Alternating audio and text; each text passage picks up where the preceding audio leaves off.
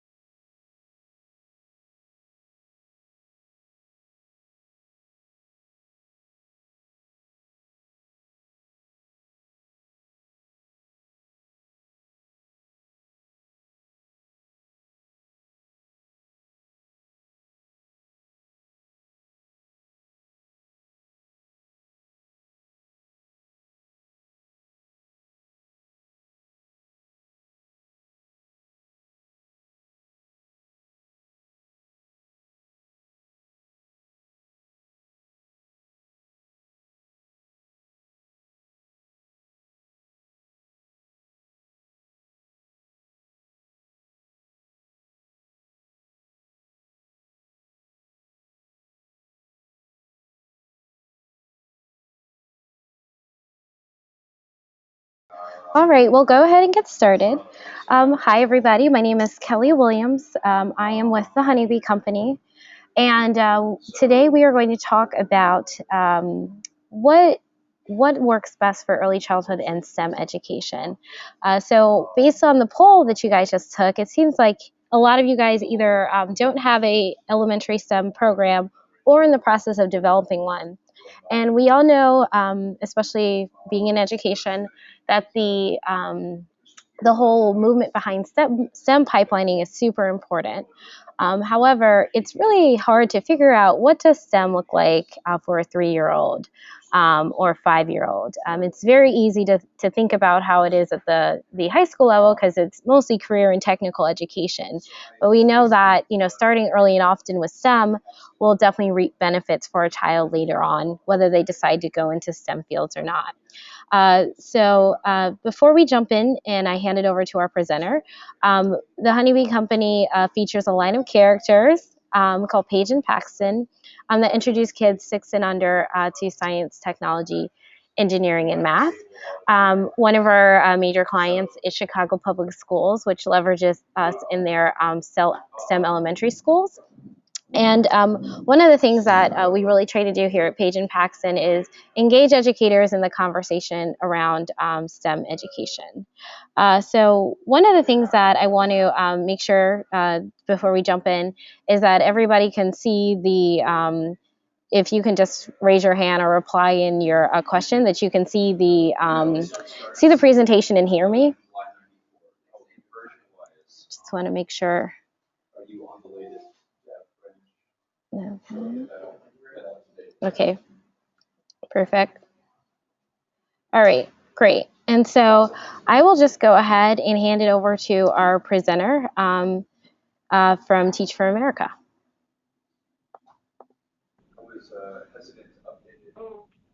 Thanks, Kelly. And then do you have the PowerPoint up? I'm still seeing the poll. I just want to make sure. Let's see. I see it on my end. Let me see if I can close it. Okay. Oh, yeah, perfect. Thank you so much, Kelly.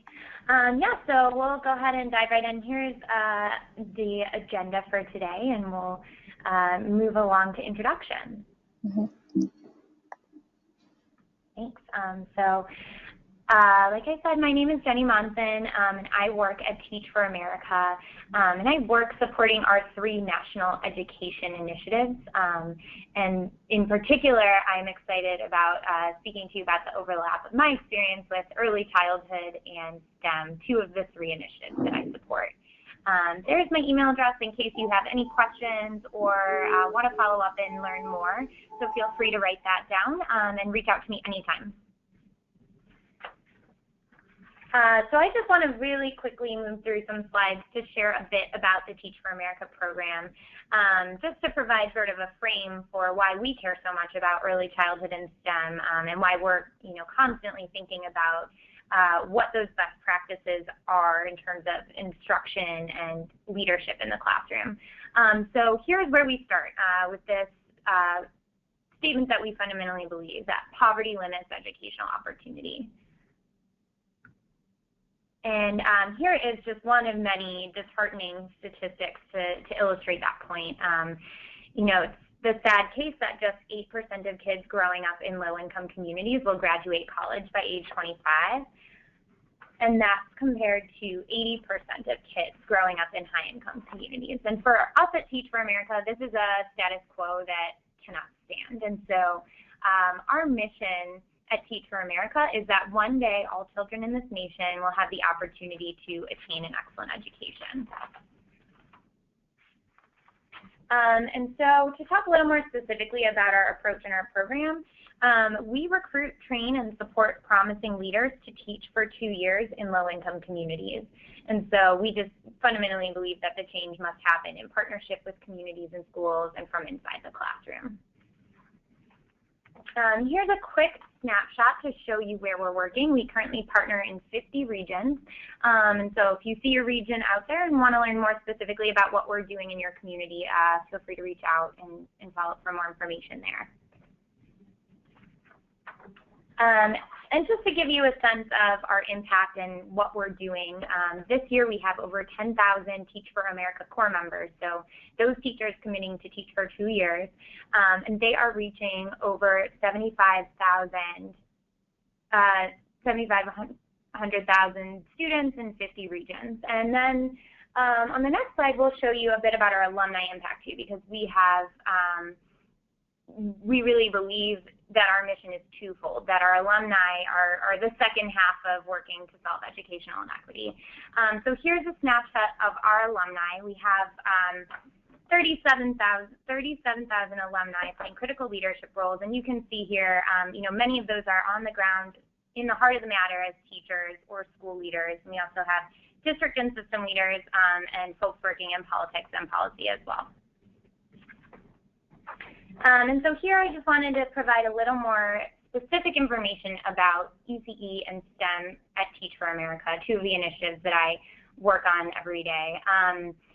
You know, we really believe in the power of STEM education, as I'm sure many of you on the call do as well, and also the importance of reaching students, you know, before they're entering formal schooling or, you know, as soon as possible in the early childhood space. And so for us, these are 2 really foundational components of reaching our mission of, you know, expanding access to excellent educational opportunities for all children.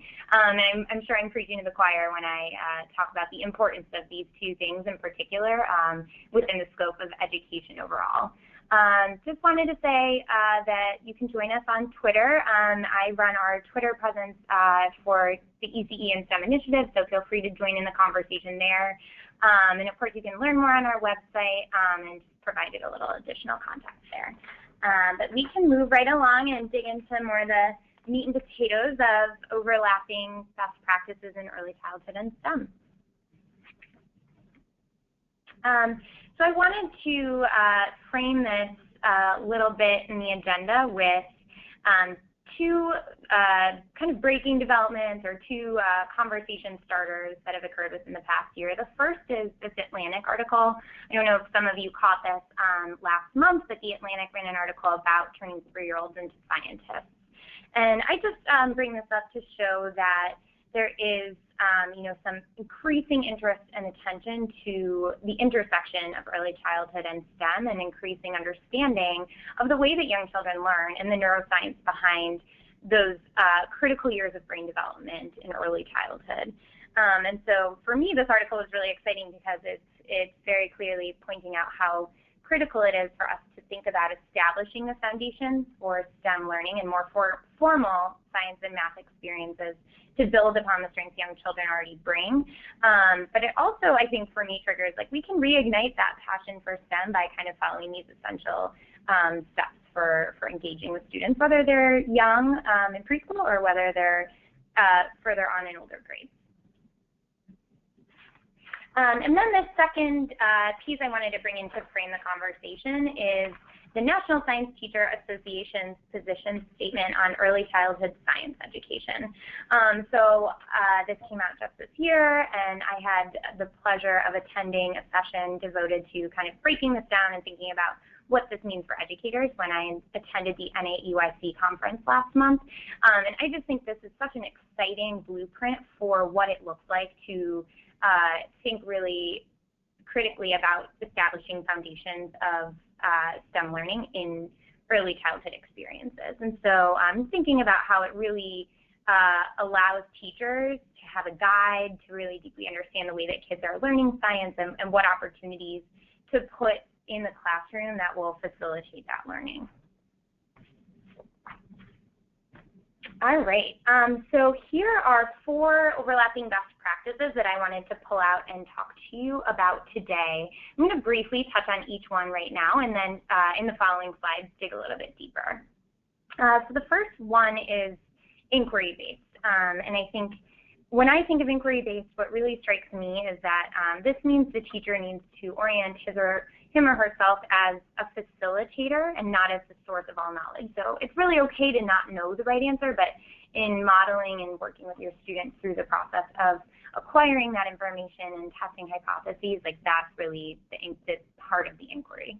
And then the second is that these experiences in STEM and in early childhood, and definitely in the overlap, should be experiential, and sometimes in the younger grades or years we say play-based, because we know that play is work for young children. That's their work, that's how they're learning and processing and growing.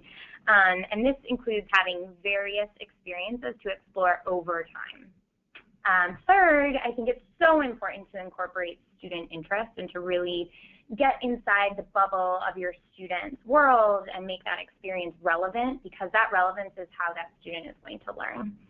And finally, giving students language. I think this is one of those ways that having a strong STEM lesson or unit or educational opportunity is really expanding beyond building math and science and reasoning and strategic thinking skills. It's really about comprehensively developing the whole child. So we know that students are naturally curious, but teachers have the unique role of giving them language to describe the concepts and observations that they're having.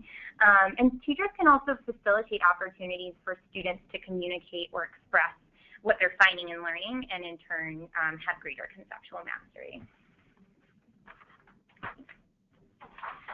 So to dig a little deeper into inquiry-based and think about what that means in the classroom, this really resonated with me, that if the teacher is telling or explaining science, the students really aren't doing it, right?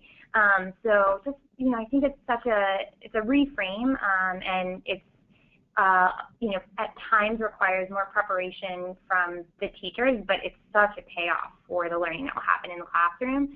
And so, to get more specific, I think ways that teachers can really set up their classrooms for success in establishing an inquiry basis for exploring STEM. First of all, setting up the classroom environment, setting up the materials, the time of the day, the experiences, because that will really enable the inquiry that the students can then dig into. They can test their ideas, they can make observations throughout the day, over time, over the unit, in a variety of different ways. And then also it can facilitate extended exploration, because we know that students can't truly master STEM concepts or deepen their understanding in just a 15-minute content block. And so really kind of revisiting those concepts. Second of all, thinking about the teacher as the facilitator of knowledge. I know I mentioned that on the last slide. I think it's particularly powerful to use prompts to model your own wondering, so that you're setting students up to start thinking more scientifically. Prompts could include like, I wonder, or I see, or I observe, or what do you notice? And then I think that goes hand in hand with drawing attention to things that children might not notice. So really kind of like scaffolding for them, so that they're thinking about things because you're helping support them and move them along in the direction of scientific reasoning and inquiry. The next is experiential or play-based, sort of depending on the grade level. So first of all, I think it's so important, again, I sort of alluded to this on the last slide, to create multiple and varied opportunities for discovery. Again, it's not rote and static. It's actually memorable because the students are experiencing it, and they are having opportunities to directly engage and guide that learning. And that range of experience is going to help children detect patterns and really strengthen their process of inquiry and understanding of science and what it means to think about STEM. Second of all, creating formal and informal experiences. I think that really comes into play when the teacher is crafting the environment intentionally. And so for a quick example from the classroom, a formal experience could be a small group activity with the teacher where the teacher is introducing the concept of thinking and floating, and also providing the language, so providing that terminology and helping model that for students. And then an informal opportunity could be adding the think and float materials into your centers in some form. So whether that's at your discovery center or in your water table, but then the children can play on their own during centers and really lead the process themselves. And finally, open-ended opportunities. I think this is hard in the constrained reality that we live in where sometimes activities must start and end pretty quickly and transitions are so frequent, particularly in the younger grades. So being open-ended really allows children to more deeply engage and experience. Next is incorporating student interest. I think this one is really fun. I think, you know, of course it's intuitive that children learn when they're engaged in the content. And when you capture their excitement and their attention, you can extend that learning process. You can extend your unit or your exploration over weeks or even months to really dig deeply and meet them where their interests are. I think a second component is that even very young children think scientifically. So viewing children, even very young children, as competent and capable STEM thinkers and reasoners. You know, they understand cause and effect. They're constantly investigating how the world works to develop their schema and grow and, you know, kind of understand just every little bit about the world that they're so new to. Finally, I think it's important to draw in culturally relevant teaching here. It's something we think a lot about at Teach for America. You know, what are your students expressing curiosity about, and how are you incorporating and honoring your students and families' backgrounds? You know, both to elevate how important that is for your students and also to engage them and pique their curiosity about what you are hoping to help them learn. And the last one is giving students language. This one I just love. I think it's amazing, in particular in early childhood classrooms, to see very young children pick up on language and start to expand their vocabulary, and I think STEM is a great way to get into their world. So really the teacher can help students attach meanings to concepts and help them learn to articulate what they're observing. And so I just pulled out two ECE strategies that I think are particularly useful here. The first one is focusing on tier 2 words. So over on that chart on the right-hand side, you can see the tiered vocabulary categorizations. And tier 1 is really simple everyday words. Tier 3 are really sort of academic or content-specific words. And then tier 2 is the sweet spot, where they're words that appear frequently and can be used in different contexts. But they're also more sophisticated than your basic tier 1 words. And those tier 2 words are really setting students up for success in literacy and in all sorts of domains down the line. So in thinking about how that applies to STEM, I pulled out here one example. I think that predict is a stronger word to push in terms of vocabulary development with preschoolers. And I would say predict is a tier 2 word. And I'd say it's more useful, it has more utility, and it's going to be found in more contexts, and children can really widely apply that vocabulary word, as opposed to some tier 3 words that we might have students memorize or we might introduce, like chlorophyll, but really aren't going to come up much and need to be having a lot of context in terms of what students are studying. Another thing is not being afraid to bring in nonfiction texts, even if it's just reading one page of a book, to really show students how they can reference and find information that they don't yet know about.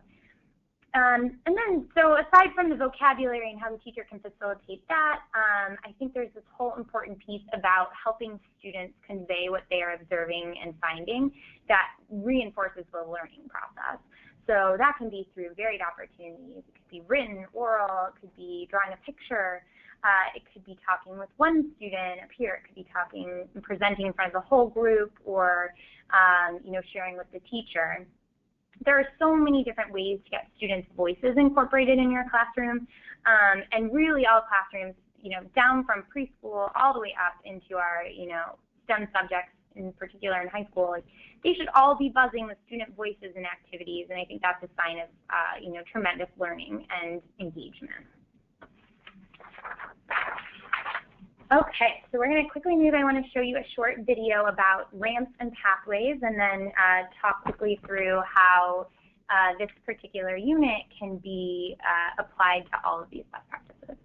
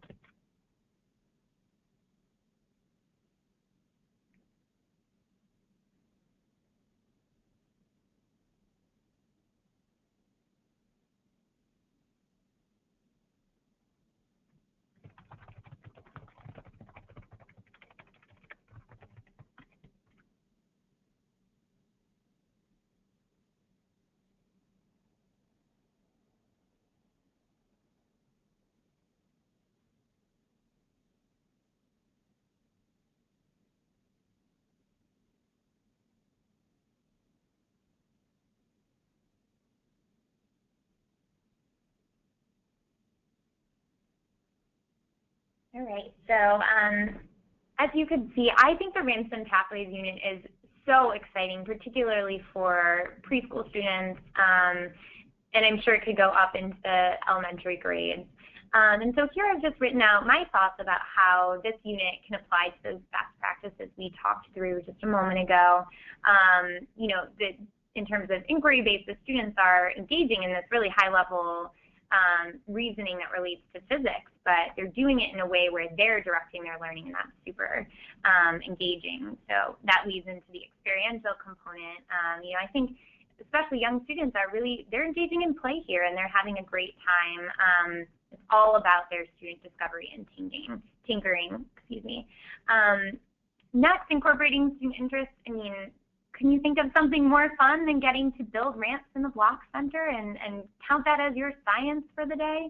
I just think this is highly engaging. It's developmentally appropriate, and it can sustain interest over time, weeks, even months, something you could bring back out in your next unit, and students would know how to engage with it. And finally, you can imagine that students would have multiple opportunities to depict and share their ideas, whether they're building with a peer or explaining what they had constructed by looking at a picture of it and talking to their teacher. And there's just a link at the very bottom in case you want to learn more about the unit.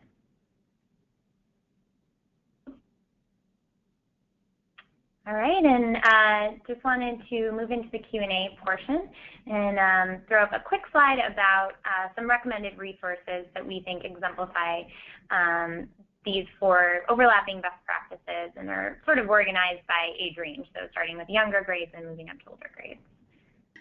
Yeah, awesome, Jenny. Happy to share.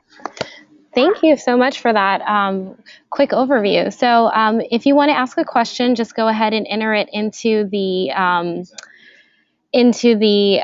question section on the webinar. And we will just read your questions and we'll have Jenny answer them. Thanks, Kelly. Mhm.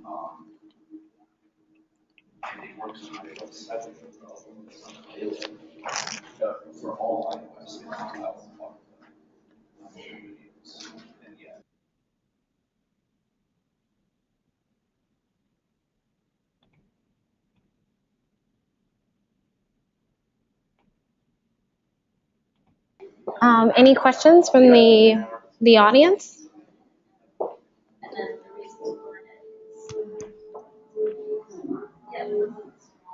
All right. All right. So, one question from Leslie we have it seems that more early childhood programs are embracing STEAM.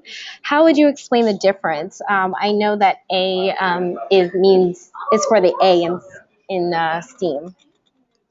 Yeah, absolutely. I think that's a great question, especially focused on early childhood and certainly important as we think about engaging students of all grades. I think that adding in art and thinking about music and movement is really powerful for young children. There is research out there that explains that.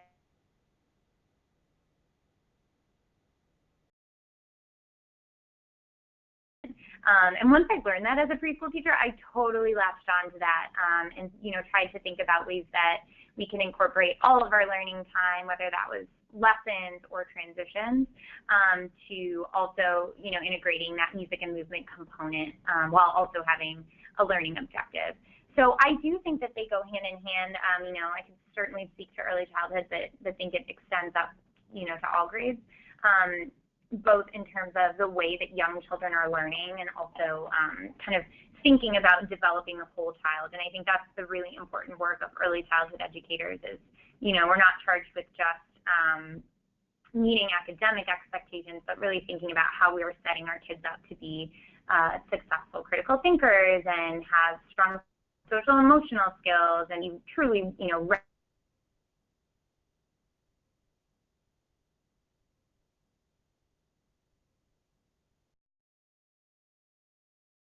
hand in hand, and I think that the STEAM and intentionally adding in the A in early childhood is a critical component of reaching children, exciting them, and also, acknowledging the way that they're set up to learn at that age.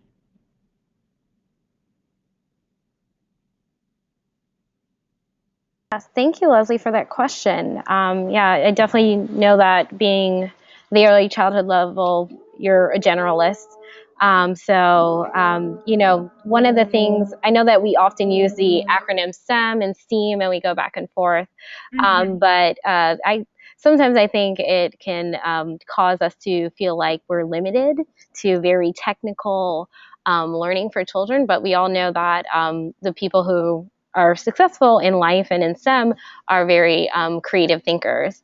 So definitely don't feel like you're limited, whether you guys are using the acronyms STEM or STEAM within your school system or curriculum. That you don't use creativity as a way to bring out STEM proficiency. So definitely. All right, so we have a question from Maria. She said, is there a connection between student enrichment programs and professional development for teachers who may not have a background in chemistry or in a STEM field? Yeah, that's a great question, and I can't speak to it as much because my expertise is really in teaching the younger grades, and so for me, my challenge was to really understand what those foundational concepts were that could then be built upon for more advanced content mastery. And so I certainly think that I think to Kelly's point of there's a lot of interest around STEM, and I think that spurs a lot of programmatic developments, including enrichment programs, after school and summer opportunities that are a way to immerse students. But I'm not sure as much about the professional development piece in terms of recommending specific external resources. I know we provide a lot of virtual opportunities for our teachers when we think about setting them up for a strong foundation to teach, really content-heavy STEM subjects. And so we advise a whole bunch of things, including sitting in on a community college course that's going to be a refresher for you, or maybe a first time around of the subject that you're interested in gaining that content mastery for. We also suggest like Learn Zillion and Khan Academy, and I'm sure there are more online platforms that you may be more inclined to use or more familiar with that do provide some of that, the content modules that you can learn and then sort of think about how to incorporate in the classroom. I know we like Learn Zillion because it is a more teacher-focused resource. It's more about pedagogy. And so, yeah, I would say it does take a lot of initiative if there's not an organized program in your area. We are just so grateful when teachers take the initiative to, deeply understand and relearn things for themselves so that they can think about how to approach teaching their children. So, yeah, that's a great question. Very important. Let's see. Any other questions?